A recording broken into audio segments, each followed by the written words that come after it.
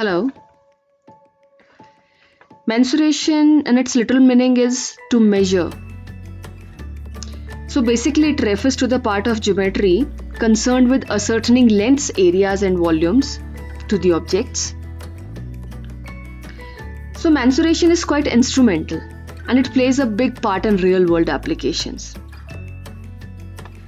But while dealing with the class 9 or 8 mensuration questions, because of lack in strategies, it becomes a brainstorming exercise. For many of you, it's merely learning formulas and performing 4 basic operators. I just want to stress on some key points of the mensuration which will add on to your strategy and you might enjoy and will be able to do the tough sums quite efficiently. Starting with the very basic level sums. Here you have been given the formulas for 6 3D shapes which are the part of your class 9 syllabus and their formulas. So the first application level for the mensuration question is gonna be I would say direct application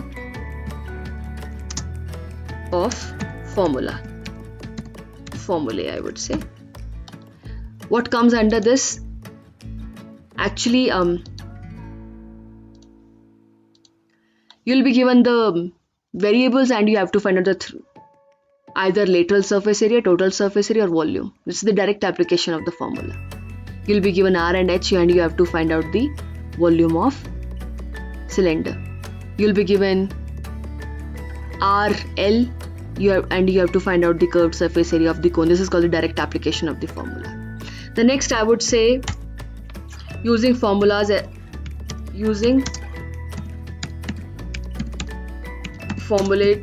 to generate equations.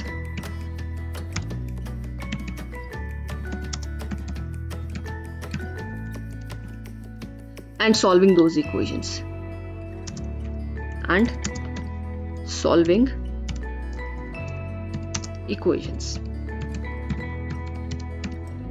Now, what comes under this means you will be given the total surface area and you have to find out the side of the cube. Either you can say the reverse application of the formula, or let's keep it as using formula to generate equations and solving equations.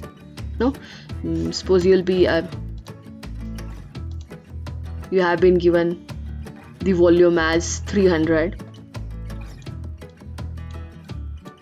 Okay, so volume of cylinder is given 300. So what did you do? By using the formula you generated the equations. It's not the direct application, actually. You generated the equation and now either you will be given R or H to sort out this equation. No? And the other variable is to be found out. So this is the second application level. This is one equation, so only one variable should be there. So R and H, any of them must be given and the other has to be found out. So this is your second application level. Okay, and then you think that the game is over. Means for some of you the mensuration is only about this, but I would say the first one is the visualization, not the formulas. How will you be able to do the question if you are not able to visualize it? So your first stress should be to visualize the question. You must make a picture of your question. Maybe the question is simple or the tough. The first key point is make your figure and then try to visualize the question. For me, this formula comes on the second. Yes, they are important. Formulas are also important, but for me they are on the second number. And then is our calculation, which is another important part of the sums, because at times you are able to visualize the sums, you are able to recall the correct formulas, but calculations troubles you. either you got stuck up on roots or decimals or something like that, or many big numbers which you don't want to solve up. Okay, so I'll start with the visualization. I've listed few questions here. Let's have a look at them. Here are the questions. You may pause the video and have a look at the questions. Okay, so I would like to discuss the first question. A cylindrical roller 2.5 meter in length, 1.75 meter in radius, when rolled on a road was found to cover the area of 5,500 meters square. How many revolutions did it take? This is the question. You will not be able to solve it unless you are able to visualize it. There are three. Here you can see cylinder. So there are three formulas for cylinder. So what do you have to use? Do you have to use curved surface area, total surface area, or volume? What is the question about? So you must be able to visualize it. Okay, for some of you it's an easy question, but still, who all cannot, I have done something here. So a cylindrical roller, this is actually the cylindrical roller. This picture must come to your mind when you read this question. Okay, this is the cylindrical roller here. You have been given its length, means from here to here, and you have been given its radius. They said it's rolling on the road and was found to cover the area of these much meters square. So how many times did it roll? Okay, see, if I look at the let's see how does it roll. Okay, moving. So here, look at this is how it rolls, no? So actually when it rolls on the road,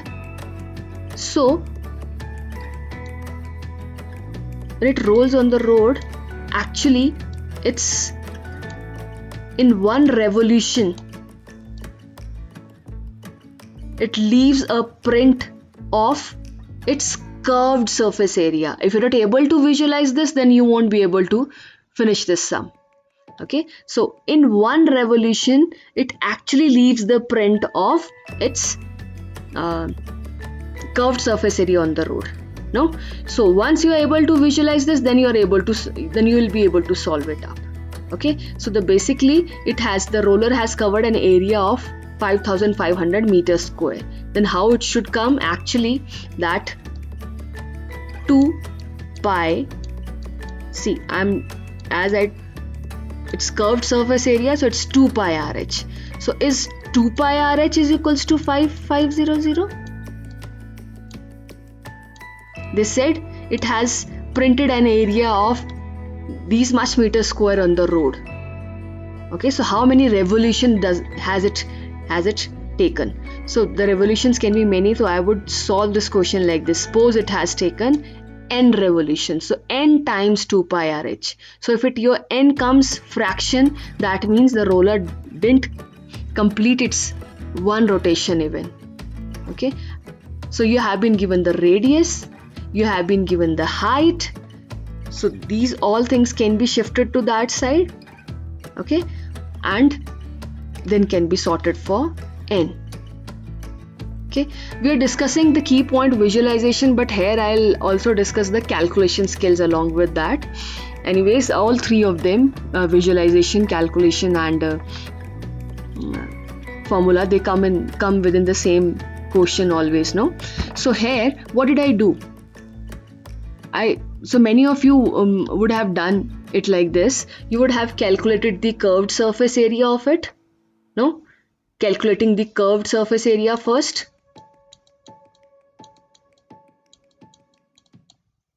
Okay, then you would have divided total surface area by curved surface area. Means how many times, sorry, not total area covered, means how many times curved surface area goes in this. If it goes 5 times, then you would say 5 revolution has been taken, because 5 times the curved surface area has been printed on the road. Just a way of saying, no? And so you would have done it like this, many of you. But I would say, when you are the first calculation skill is just write down the first final formula, just wholesome formula, just create the wholesome formula of the question. Okay, and that is this. How many times? Suppose n times 2 pi RH is this. And here I won't ask you to calculate the curved surface area. Here I would insist you to sort it like this. So what did I say? For me, so 22 over 7, and then you have been given the R, that is your 1.75, and then you have been given 2.5 as the length. So this is the question. So first thing I said, final formula at the beginning. That's the first key point. Okay, first key point, final formula at the beginning. And the second key point is, please do not multiply. Do not multiply any term. Multiplication should be the last step of your calculations. Okay, here I would say rather open the numbers, break them up. Okay, so here I would have this is 1.75. I would say I'll further open them. Okay, in fact I can do it like this. This is 100. 100 will come from here, and 10 means 10 raised to power 3. This is 175 over 100. 100 will go here, and 2.25 over 10, so 10 will go here.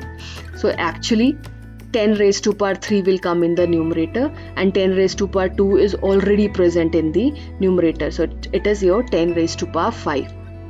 Okay, then here you have 2 into 22 into 175, okay, and into 25. Okay, so now I will go for reduction, but I won't multiply unless it is the only step left. Okay, 11 5 and 11 2. Then here you have 5.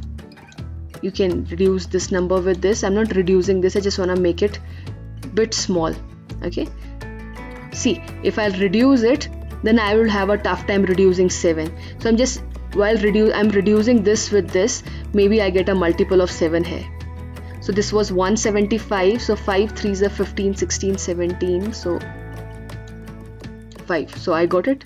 That's what I was. So always I purposely didn't reduce 5 with 25. So here I have, so this is 5 now. Now what do I have? This whole is cancelled, this whole is cancelled. It's 10 raised to power 5 divided by, I would say 4 into, in fact you can keep it as 2 into 2. Means don't multiply any big numbers. Small, it's still okay.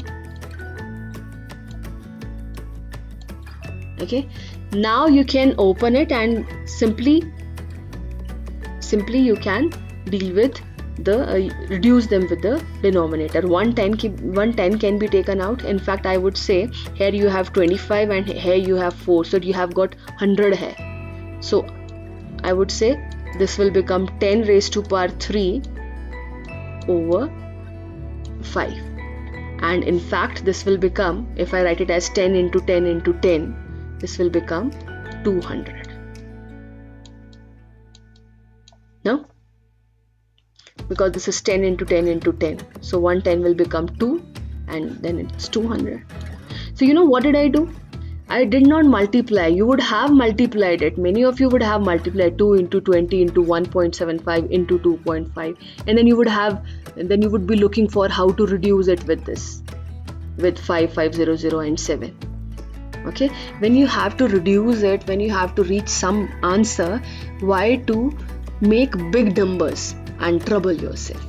Okay, so here I explained you calculations also along with the visualization. So first thing, write the final formula in the beginning. Second, I would say, what did I explain you? Please here just shift and do not multiply. I would say you can make a note in your notebook, do not multiply in between. Just do it in the last step when it is the only option left. Going over to the second question, let's come over to the question first. A storage tank is in the form of a cube when it is full of water. The volume of the water is this much. Sorry, I'm reading it again. A storage tank is in the form of a cube. So you have a cubical storage tank. When it is full of water, then the volume is this. So means it's telling you the capacity of the tank.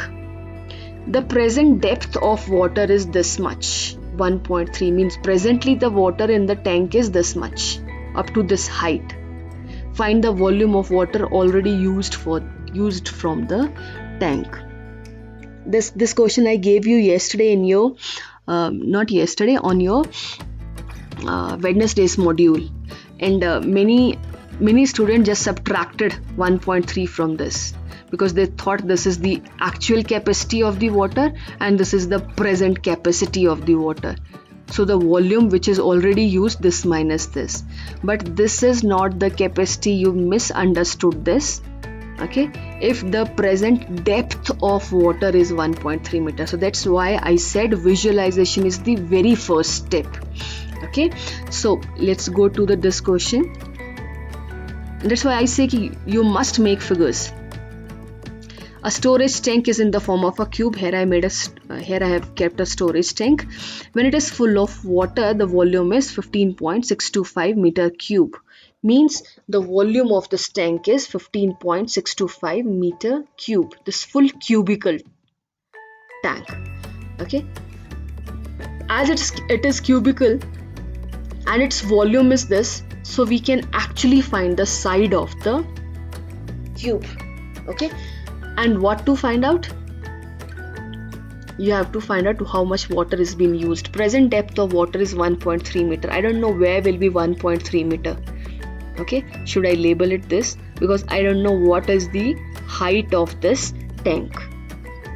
Okay, let's calculate that first as it is cubic. So how it should go actually, because the volume of the cube is given, so S cube is actually equals to 15.625.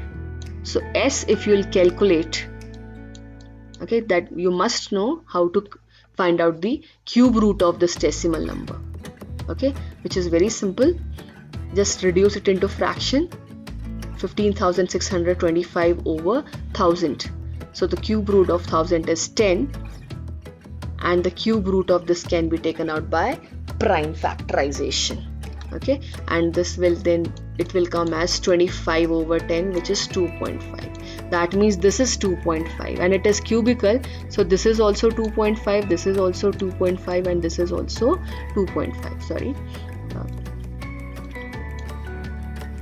this is also 2.5. Now the present depth of water is 1.3 meter. This is 2.5 and 1.3, which is more than half. So I'm just labeling it. Let's label it with this. This is the present depth of the water, means this is the water here. You have to find out how much water has been used. So you must be able to visualize the question. No? So how should then finding how much water has been used means volume of water in this cuboid. Which cuboid?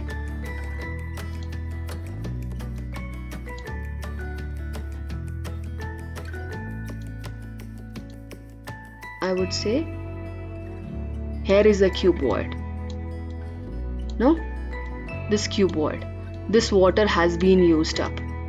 So what is the volume of this cuboid? To find out the volume of this cuboid, you need its L, P and H. Let's go on one corner.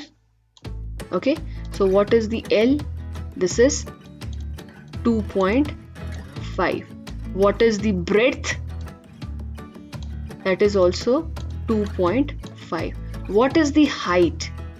This full height was 2.5 and this was 1.3, so height can be calculated. So once you'll get your LBH, you can actually find out the volume of this cuboid, means the volume of water used. Okay, so this is all about visualization. There can be numerous way to sort it out. Okay, but the starting is to be like this only. Okay, now I'm moving on to do the third question. Third question is here: a 20-meter deep well with diameter 14 meter is dug up. There is a well, okay, and you have been given it's 20-meter deep and its diameter is given. Okay, that means the well is cylindrical and earth from digging is evenly spread to make a platform of this. Earth from digging means the soil which came out because of digging the well is evenly spread to make a platform of this. So whenever you have been given measure like this, that means it's L into B.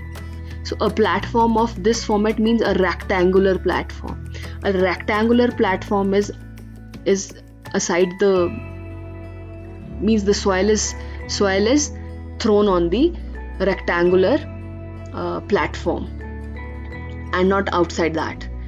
Within this area the soil has been thrown. So actually it will gain some height because the soil is to be thrown in this area only. So you have been asked to find out the height of the platform, means how much high will it go. Okay, so you should be able to visualize again, only then you can sort it out. Suppose this is a well here and the soil which came out of this well has been thrown outside in a platform of 22 and 14 meter. All soil has been thrown on it. So once the area is full, so it will start taking the height, so and take a shape of a cuboid. No? Okay, so it will take a shape of a cuboid. And so what is the height? So what height will it take? So it actually depends upon what's the volume of soil taken out. Okay, so this is the question. This is, you must understand it, the volume of the soil is actually equals to the volume of this cuboid, which this platform will turn into a cuboid. Okay, so this is one visualization. You visualize the sum, that what is the basic idea? Volume of well is equals to volume of this platform, cuboidal platform. Okay, so what did I say as a calculation? Final formula at the beginning, final idea of the question at the beginning. So final idea is volume of cylinder is equals to volume of the platform. So here I would say pi r square h, I'm just writing the final formula, is actually equals to L into B into H. No? And then you can say, and see how does it help, because the questions are well planned for calculations. So 22 over 7 and your R is 7 into 7 and the height is 20. Okay, so this is actually equals to 14 into 22 and the height of the platform is to be taken out. Okay, so when you will shift these two to that side, don't multiply them. Again, we won't multiply, we will multiply in the end. In fact, we can cut it like that. This is 22. When this will go in the denominator, this will cancel with this. Okay, and here you can see we have a provision to cancel this 14 also. No, this 7 got cancelled up. Here I have 7 into 20, means I have 7 and I have 2 also. So I would say this is basically 14 into 10. I just took this 2 and multiplied here. No, and this is 14h, and when I'll shift it, this will go only h is equals to 10. Okay, now let us read the last question. A rectangular reservoir is 120 meter long and 75 meter wide. Please visualize it. Visualize the reservoir. Find the speed of water flowing through it through a square pipe of 20 centimeters side, such that the water rises by 1.2 meter in 9 hours. Okay, so they are saying we have a rectangular reservoir, uska dimensions diya hai. You have to find out that at what speed should the water flow through a square pipe, okay, of side 20 centimeter, so that in the reservoir the water gains a height of 1.2 meter in 9 hours. Okay, so pictures are must. Okay, so let's try doing them. I have made a rectangular reservoir, okay, and it has to hold water, so it has some height, so that's why it's cuboidal in shape here. Okay, water is coming through this pipe into this, okay, into this cuboidal tank. You have been given this as 120, this as 75 meters and meters. 9 hours tak this supply will be on, okay, 9 hours tak, and the height is, it must gain is 1.2 meter. Okay, so suppose this is 1.2 meter.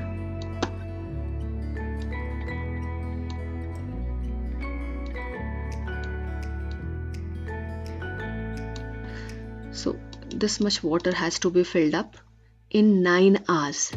What should be the speed of water? That's the question. Okay, and you have been given one more thing. You have been given that this is 20, a square pipe of side 20. Okay, so you have to find out the speed.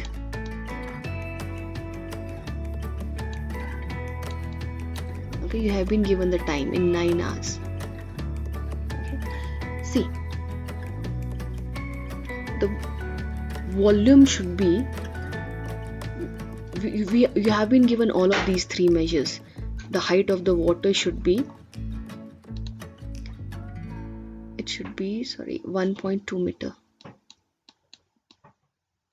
Okay, so actually basically the volume of water we need is 122 into 75 into 1.2. This much water is needed. This much water is needed through an area of cross section. The area is this.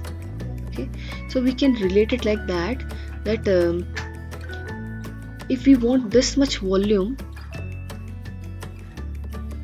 how much water will mean, up to which length the stored water should come out. This is a pipe, so we cannot treat this off. This is means we cannot treat it that it has a fixed length. No. Okay, so basically they are asking in 9 to create this pipe, this volume in 9 hours, what should be the speed? Okay, so basically what would I say, that I can say it like that the water stored in this pipe is coming out. Okay, so water stored in this pipe, now 20 into, because it is water stored, the area of cross section is this, into void stored, up to which length, water stored up to which length, because pipe has okay, which length will equate to 120 into 75 into 1.2 volume. Means when will this volume becomes equals to this volume? Here this is given 20 centimeter and this is in meters, so I must convert either this into meters or this into centimeter. Let's do them into meters. Okay, So now when will this volume become equals to this volume? So this will give me, this is a volume, no?